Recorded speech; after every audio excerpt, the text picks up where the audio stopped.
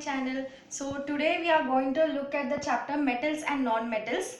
So you have already learned in your previous classes about metals and non-metals and how elements are distinguished in metals and non-metals. So first we'll be looking at the physical properties of metals. So in the physical properties, first we have the metallic structure.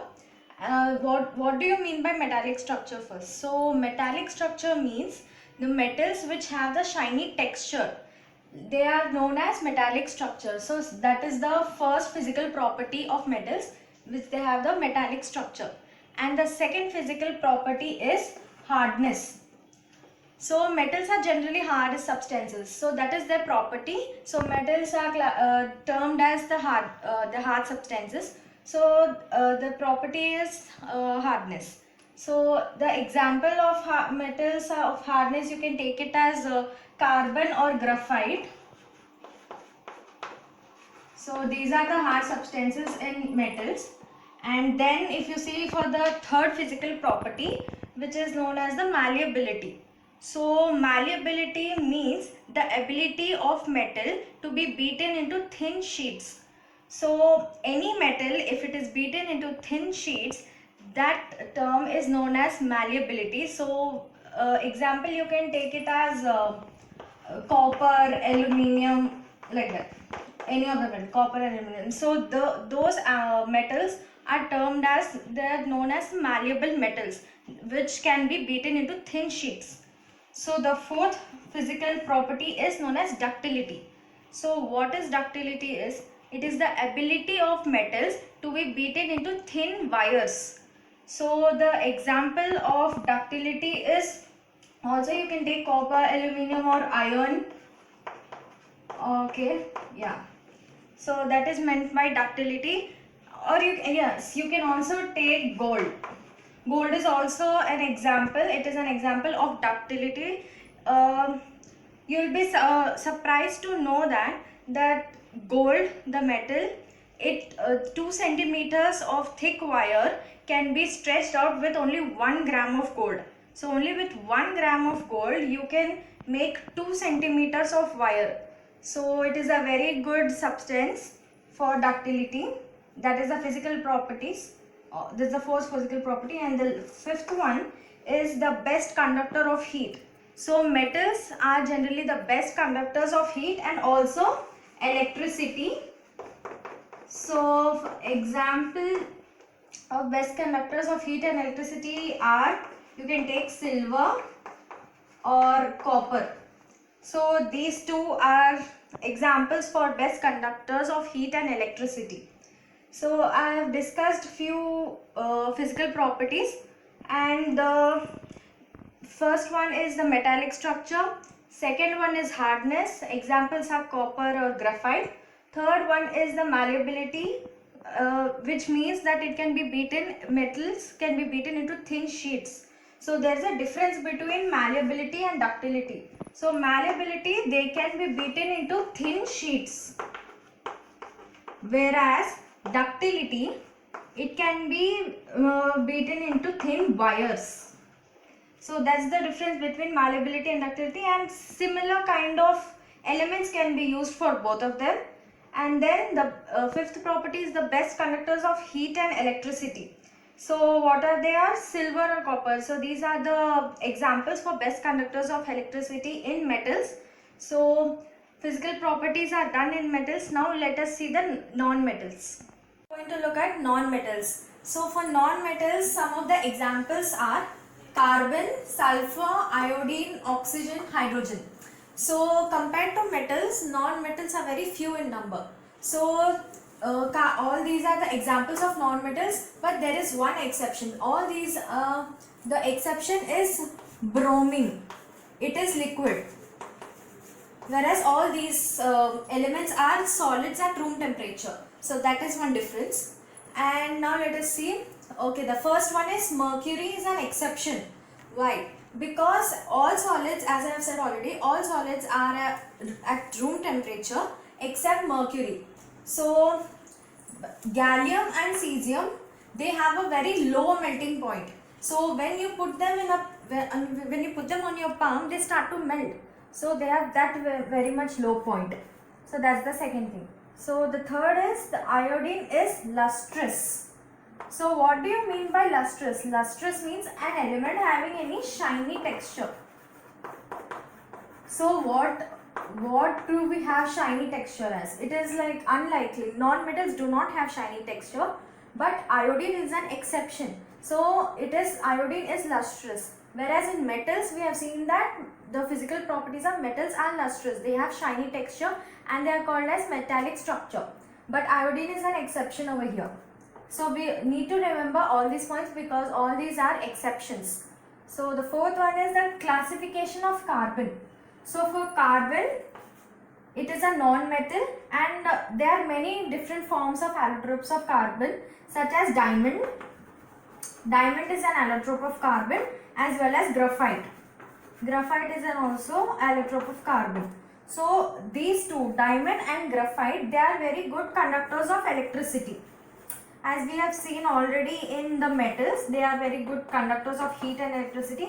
Here is the exception that diamond and graphite are also very good conductors of heat and electricity. And diamond is the most natural hard substance.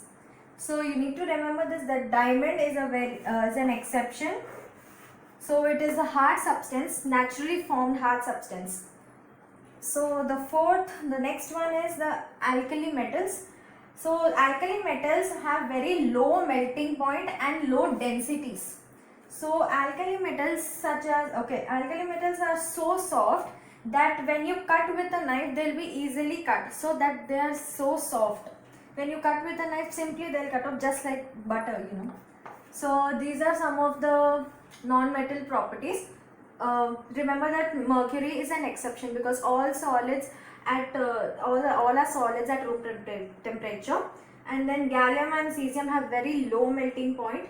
Iodine is lustrous. This is an exception, unlike of metals. And the classification of carbon, diamond, which is the most pure form of natural hard substance. And then alkali metals, they have the low melting point and low densities and they are soft in nature. So the next thing is that if you take non-metals, when you react it with water, you generally get the products as acidic oxides. Whereas in metals, you react with water, you get basic oxides. So this is the difference, chemical properties of non-metals and metals. So this is the difference, that they form acidic oxides, and when you react metal with water, they form basic oxides. So now let us go on to see some more chemical reactions like this. Properties of metals. So some of the metals examples are aluminium, copper, iron, lead, magnesium and sodium. So the first property we'll see it as metals burnt in air. So when a metal reacts with oxygen,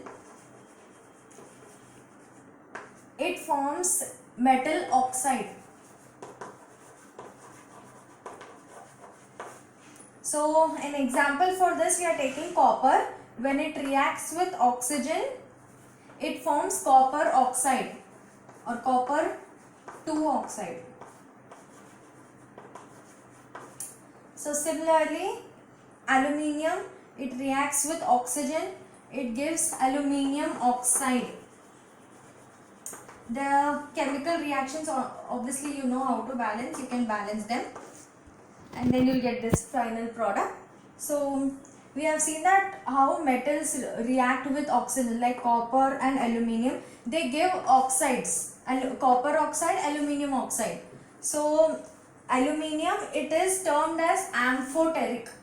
Why is it termed as amphoteric? Because aluminium can react with acids as well as bases to give salt and water. Salt and water, it give it as products. So that's why it is termed as amphoteric in nature. Aluminium is known as amphoteric. That is a point to remember. It's very important. So, but except aluminium, all other metals are known as basic oxides or acidic oxides. So for copper oxide, it is basic in nature. So only aluminium is the only exception. It is known as amphoteric in nature. So this example here, we took aluminium oxide. reacted with HCl, which is an acid, it forms aluminium chlorate. So aluminium chloride, and it gives water. So salt and water. When you react aluminium oxide with an acid, it gives salt plus water. So aluminium oxide, then when you react with a base, which is sodium hydroxide.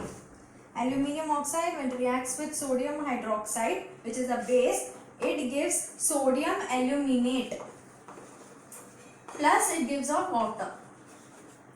So this is why the aluminium is known as amphoteric in nature, because it can react well with acids as well as bases. So we have seen how metals in oxygen, with oxygen, how they react, and then the unique property of aluminium where it reacts with acids as well as base, they are called as amphoteric in nature. Now let us see how metals, when reacted with water, what products do they form.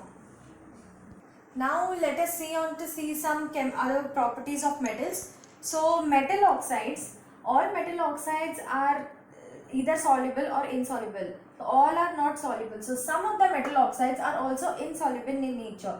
Like if you see sodium oxide, when it reacts with water, it forms sodium hydroxide, which is an alkali. Similarly, potassium oxide, when it reacts with water, it gives potassium hydroxide, which is also an alkali, and it is not soluble. It is insoluble. So these are two of the examples of insolubility. So the third property I would like to say is that sodium and potassium, when they react with oxygen, they do not catch fire. They catch fire very easily. When they are exposed to air, they catch fire very easily. So all the metals do not react in a similar way when they are exposed to water or air. They react differently. So there are many exceptions like these I am going to discuss now. So sodium, potassium, when they react with oxygen, they catch fire very easily. So that is one property, that is an exception, you need to remember that. And then it catches fire easily, that's why for a safety measure, both the metals are dipped in kerosene oil. So this is a safety precaution, you might say, that they have been taken so that it does not catch fire very easily. That is one safety measure. And the next thing is iron. Iron also, when exposed to air, when it reacts with oxygen, it does not burn. But whereas iron fillings, when they are they burn very vigorously when they are sprinkled to the flame of the burner. So iron is one exception. And then also copper. Copper also, when it reacts with oxygen, it does not burn, because like similarly, like iron also do not burn, and there is another element of copper, when it reacts with oxygen, it does not burn, but it forms a black layer. It forms a black layer called copper oxide. So that is one exception here. Iron and copper both do not burn, but in the case of copper, it forms a black layer called copper oxide. So the next one are gold and silver.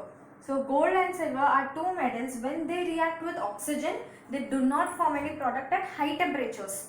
So this point is to be noted, that at high temperatures, gold and silver, when they react with oxygen, they do not form any products. So these are few of the exceptions, that when metals react with water or air, different elements, they form different reactions, and they all do not only give metal oxides, such as the case we have seen earlier also, like magnesium or copper or any such metal like that. They form metal oxides. Like see, we have seen in the previous exam, suppose Mg, like magnesium and oxygen you have taken, it forms magnesium oxide, which is soluble. So some of the metal oxides are insoluble. So these are few of the exceptions which, when reacted to oxygen, they do not form oxides. So first one is sodium and potassium, they react to water, they are insoluble, both are alkalis. Second is sodium and potassium, they catch fire easily when they are exposed to oxygen. Then for that safety precaution, they are both immersed in kerosene oil, so that they do not get any exposure outside. The third one is that iron. Iron also do not burn in oxygen, and also copper. Copper forms a black oxide called copper oxide.